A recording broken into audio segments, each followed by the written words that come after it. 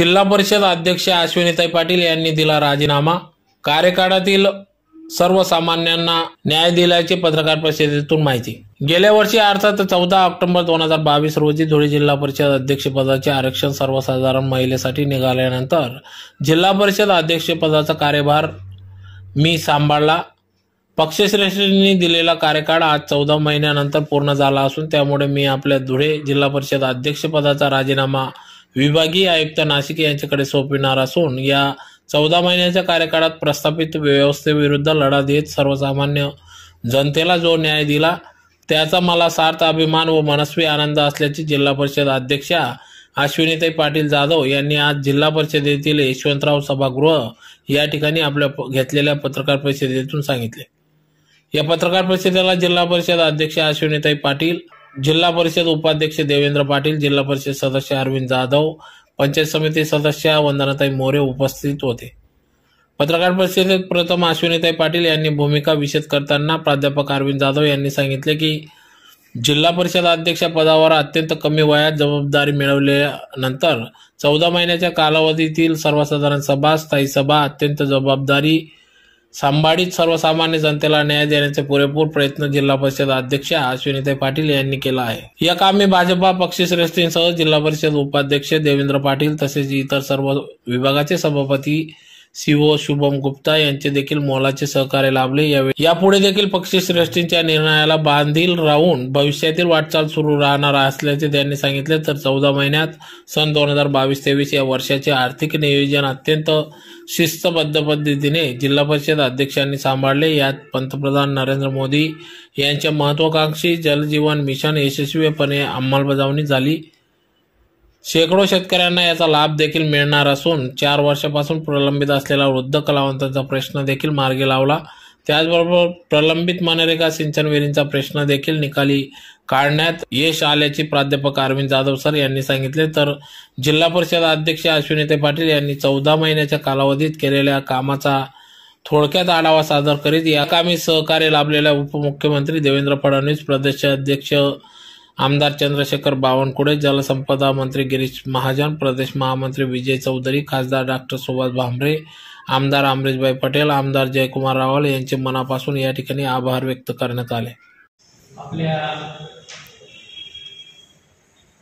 मराठी पत्रकार संघाला विनंती केली होती आणि त्या अनुषंगाने आज आपण मोठ्या संख्येने या ठिकाणी उपस्थित राहिला। आपलं सगळ्यांचं माननीय अनुभव आणि आपण सगळे सन्माननीय पत्रकार बांधवांचं या ठिकाणी मनापासून स्वागत करतो।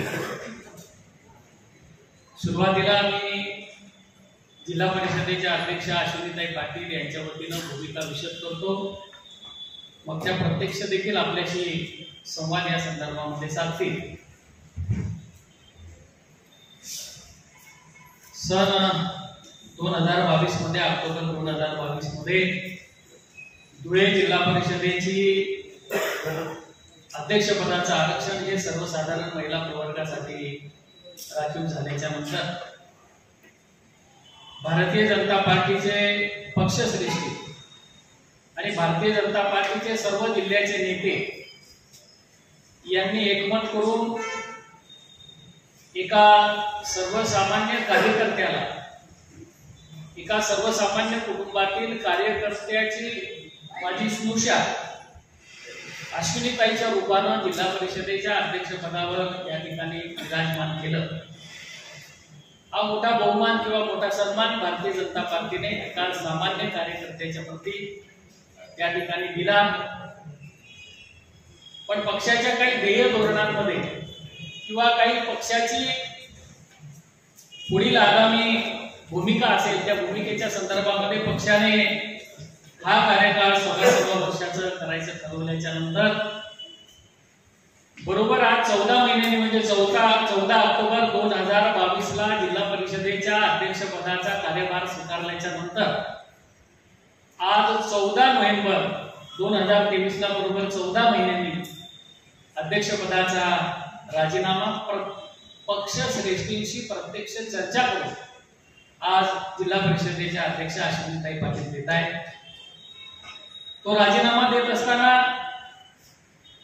एकीकडे स्वाभाविक आहे की एकीकडे राजीनामा देत असताना जे वर्षभर किंवा जे 14 महिन्याच्या कामाचं सिंहावलोकन असेल, मागे वळून पाहत असताना सुरुवातीच्या काळामध्ये आपण पाहिलं की या जिल्हा परिषद सभागृहामध्ये अत्यंत टोकाला जाऊन विरोधी पक्षाची भूमिका राहिली। त्याही काळामध्ये अत्यंत कमी अनुभव असताना देखील वयाच्या 26 वर्षाच्या कार्यकाळामध्ये, 26 वर्षाच्या वयामध्ये, कमी वयामध्ये एवढ्या मोठ्या पदाची जबाबदारी दिल्याच्या नंतर जिल्हा परिषद सभागृहाचं त्यावेळेचं वातावरण हे विरोधी पक्षाचं असताना देखील अत्यंत चांगल्या पद्धतीने अश्विनीताई पाटील यांनी सर्वसाधारण सभा हाताळल्या, ज्या सर्व स्थायी समितीच्या सभा हाताळल्या।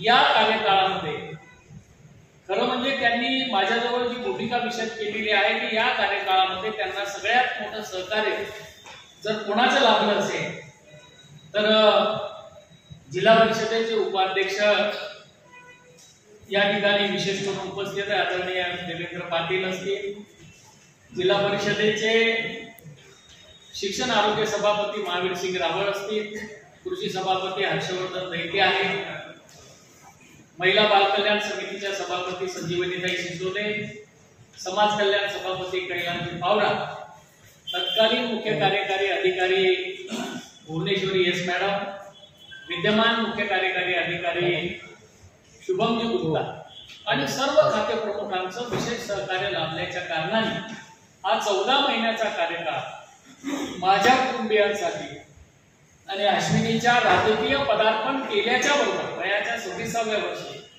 राजकारणामध्ये पदार्पण केल्याबरोबर फागणे जिल्हा परिषद गटातील तमाम नागरिकांनी आशीर्वाद दिला। चांगल्या मतांनी निवडून आल्याच्या नंतर वर्षभरातच अध्यक्षपदासारख्या मोठ्या जबाबदारीवर अश्विनीला त्या ठिकाणी जबाबदारी बघता आली आणि म्हणून तिच्या राजकीय आयुष्यामध्ये, म्हणजे सामाजिक जीवनामध्ये आणि राजकीय आयुष्यामध्ये, कारण कालपर्यंत एक IT क्षेत्रातली BE झालेली विद्यार्थिनी लग्न झाल्याच्या नंतर जिल्हा परिषद सदस्य झाल्यानंतर एवढी मोठी जबाबदारी माझ्यावर पडेल असं क्षणभरही वाटलं नसताना देखील एक चांगल्या योगायोगाने किंवा मी केलेल्या 30 वर्षाच्या सामाजिक राजकीय कार्यातून अश्विनीच्या रूपानं आमच्या परिवाराला, अश्विनीला हा चांगला योग त्या ठिकाणी बघता आला, बोलू शकलो। या कार्यकाळामध्ये खूप सारे प्रश्न होते, अनेक वादग्रस्त विषय होते। ते वादग्रस्त विषय सुद्धा अश्विनीताई पाटील आणि सगळे सहकारी म्हणजे उपाध्यक्ष, सर्व सन्मान्य सभापती यांनी अत्यंत चांगल्या पद्धतीने हाताळले आणि हे करत असताना आज राजीनामा देत असताना अत्यंत स्वखुशीने कोणावरही आरोप प्रत्यारोप न करता पक्षाच्या संदर्भामध्ये कायम आदर राखून, पक्षाच्या भूमिकेच्या संदर्भामध्ये कायम आदर राखून, पक्षश्रेष्ठींच्या निर्णयाशी बांधील राहून आणि जिल्ह्याच्या नेत्यांच्याशी सल्लामसलत करून अत्यंत आनंदाने स्वखुशीने हा राजीनामा देत आहोत। त्या संदर्भातली सविस्तर टिप्पणी किंवा त्या संदर्भातली जी प्रेस नोट आहे ती प्रत्येकाकडे देण्याचा प्रयत्न केलेला आहे। एक नम्र विनंती आहे की या कार्यकाळामध्ये एका सामान्य कुटुंबात आपण पाहत आहात की प्रस्थापित व्यवस्थेतून एका सामान्य कुटुंबाकडे ज्यावेळेस सत्तेची केंद्र जातात किंवा ज्यावेळेस सत्ता जाते त्यावेळेस किती दिव्यातून बाहेर पडावं लागतं याची कल्पना आपण सर्व सन्मान्य पत्रकार महोदयांना आहे, आपला बऱ्यापैकी त्याच्या संदर्भातला अभ्यास आहे। त्या दिव्यातून आपण सही सलामत या ठिकाणी अश्विनीताई बाहेर पडल्या। सगळ्या या 14 महिन्याच्या कार्यकाळामध्ये खूप चांगले काम होऊ शकले। सुदैवाने 2 आर्थिक वर्षाचं नियोजन, सन 2022-23 आर्थिक वर्षाचं सगळं नियोजन, 110 कोटीचं नियोजन, त्यावेळेस जनसुविधा असेल, नागरी सुविधा असेल, तीर्थक्षेत्र विकास कार्यक्रम असेल, 30-54 लेखाशीर्ष असेल, 50-54 लेखाशीर्ष असेल, कृषीच्या योजना असतील, शिक्षण खात्यामध्ये शिक्षणामध्ये बऱ्याचशा वर्गखोल्यांचे नवीन वर्गखोल्यांचं बांधकाम असेल, शाळा खोल्यांची दुरुस्ती असेल, आरोग्याची नवीन उपकेंद्र असतील आणि सगळ्यात महत्वाकांक्षी कार्यक्रम केंद्र सरकारचा आदरणीय नरेंद्र मोदी साहेबांचा सगळ्यात महत्वाकांक्षी केंद्र सरकारचा कार्यक्रम जलजीवन मिशन आमच्या कार्यकाळामध्ये शेकडो कोटी रुपयाचा हा उपक्रम अत्यंत चांगल्या प्रकारे हाताळण्यात आला, इम्प्लिमेंट झाला, त्याच्या प्रशासकीय मंजुरी गेल्या, त्याचा कार्यारंभ आदेश झाला त्याची अंमलबजावणी चांगल्या पद्धतीने गावागावामध्ये सुरू आहे। एवढंच नाही तर 4 वर्ष प्रलंबित असणारा प्रश्न, जो वृद्ध कलावंतांना मानधनाच्या संदर्भातला 4 वर्षांचा प्रलंबित प्रश्न, हा आमच्या कार्यकाळामध्ये या ठिकाणी अश्विनीताई पाटील आणि देवेंद्र पाटील यांच्या कार्यकाळामध्ये हा प्रश्न निकाली लागला। या प्रश्नाच्या संदर्भामध्ये अनेक अडचणींना सामोरे जात हा प्रस्ताव आता महाराष्ट्र राज्याच्या कला संचालनालयाकडे पाठवण्यात आलेला आहे। सगळ्यात महत्त्वाचं, धुळे जिल्ह्यामध्ये महाराष्ट्र ग्रामीण रोजगार हमी योजनेच्या माध्यमातून सिंचन विहिरींचा जो प्रलंबित प्रश्न होता, तो प्रलंबित प्रश्न सुद्धा सातत्याच्या पाठपुराव्यामुळे निकाली काढण्यात आलेला आहे। पहिल्या टप्प्यामध्ये 4ही तालुक्यामध्ये सिंचनाच्या विहिरी मंजूर करण्यात आलेल्या आहेत। धुळे तालुक्यामध्ये सातत्यानं तक्रारी होत असल्या कारणाने सिंचन विहिरी असतील किंवा महाराष्ट्र ग्रामीण रोजगार हमी योजनेची अनेक कामं असतील, त्या कामांच्या संदर्भात देखील माननीय जिल्हाधिकारी महोदय, माननीय मुख्य कार्यकारी महोदय यांच्याशी वारंवार चर्चा करून या ठिकाणी हाही प्रश्न त्या निकाली काढण्यात आला आणि लवकरच शेतकऱ्यांना आता प्रशासकीय मंजुरी, कार्यान्वयन आदेश लवकरच शेतकऱ्यांना प्राप्त होतील।